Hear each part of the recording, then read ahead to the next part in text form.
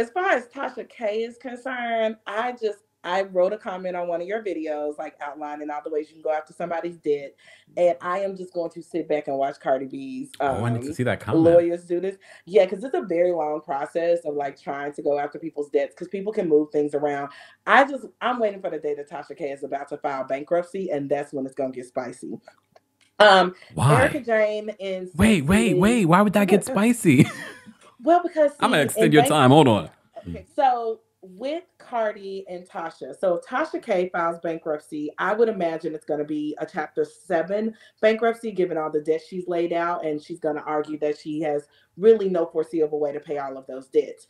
In a Chapter 7 bankruptcy, unsecured creditors are trying to go after whatever assets are liquidated to get their debt paid off. Cardi's judgment is an unsecured debt, so it's not like a mortgage where it's secured by the home, or like a car where it's secured. A car loan where it's secured by the car. There is no property that secures it or anything else. So she's just got to kind of go for what she knows. And obviously, Tasha has a lot of other debts. What's interesting though about bankruptcy court, particularly Chapter 7, is that the creditors can actually argue that the bankruptcy is being filed for preferential purposes. Like this person is like absolutely trying to avoid this particular debt and trying to discharge this particular debt. And I can see Cardi saying, take out my debt, all these other debts that she has, she absolutely can pay for. My debt is the debt that she's particularly trying to discharge.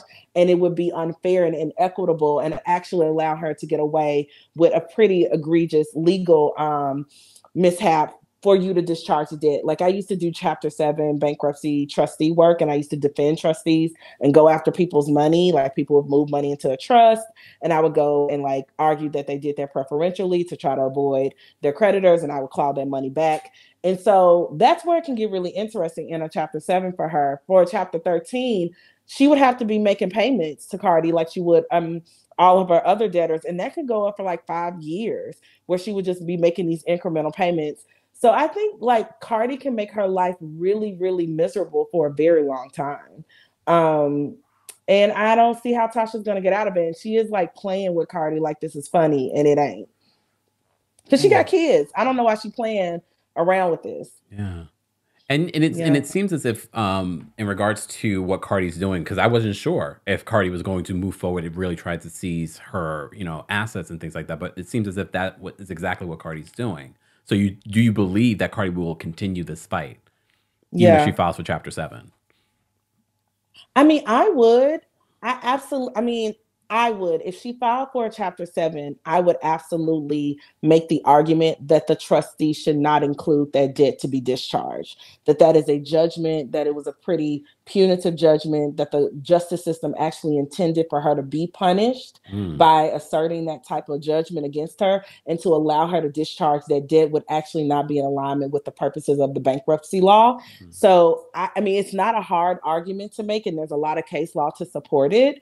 So, I would make it if I were her lawyers, honestly. I mean, because I could make the argument today, and I ain't even done bankruptcy law in like 5 years. Uh, So, I and which don't think that bankruptcy is an easy out for her. so either one, Chapter 7 or Chapter 13, and you think Chapter 13 would be No, worse for her? I think Chapter 13 will be worse. Not that Cardi's going to get as much money, but I think what will be worse for her on Chapter 13. Hold on, I don't want to miss anything Miss Esquire is saying. Miss Esquire, we lost you for a second there. I don't hear you though. Like I want to talk to them, not you. I think a Chapter 13 will be worse because that payment goes on for longer. And even if it's $60 a month that goes to Cardi in addition to whatever, like you could pay $300 a month, right? And they divvy it up amongst all your different creditors. But Mm, that can go on for 5 years before you get a discharge, and you cannot miss a payment. If you mm, miss a payment, then your case can be thrown out, and those creditors can go right after you again. So wow. bankruptcy is not an easy path for her, Yeah. um, as I see it. I don't think Do we so. And know maybe how that's the much reason why this? she hasn't filed. Do we know how much this home? I was just asking this in the previous video about the Tasha K and Cardi B situation. Do we know how much her home in Atlanta is worth? I don't know how much it's worth. You need your realtor people on here. Let me get off so they can get on and tell you. But Because Yeah, I that's what know it's I'm not gonna worth $4 watch million, out for to see but if she no, but I mean, here's the thing. If I'm Cardi, I'm definitely putting a lien against her home immediately. I'm filing that on her deed and with the register of deeds immediately. Which again, that lien is not any good until you can force a sale, and she'd have to be probably in default on her mortgage to force a sale. But she got some property taxes, or I'm sorry, they weren't property taxes. They could be taxes, but I don't know. I don't know. Maybe a realtor people gonna have to tell you, but I don't know if it's enough to cover a $4 million debt. Now, what she could always do, and I'm gonna shut up, is she could settle the debt with Cardi for less than the amount that she fully owes. People do that all the time. I owe you $1 million, but I got $150,000. Do you want that? And so they could settle the debt for less than $4 million. But I imagine she's gonna have to come up off a pretty penny just because of all the consternation she's caused Cardi. yeah. So. One last question. Sorry, Miss Esquire. And again, guys, Yeah, just a reminder, what Miss Esquire is saying is not legal advice for anyone else. Oh, I'm a lawyer. I'm not your lawyer, and this is for entertainment purposes only. Just want to point that out.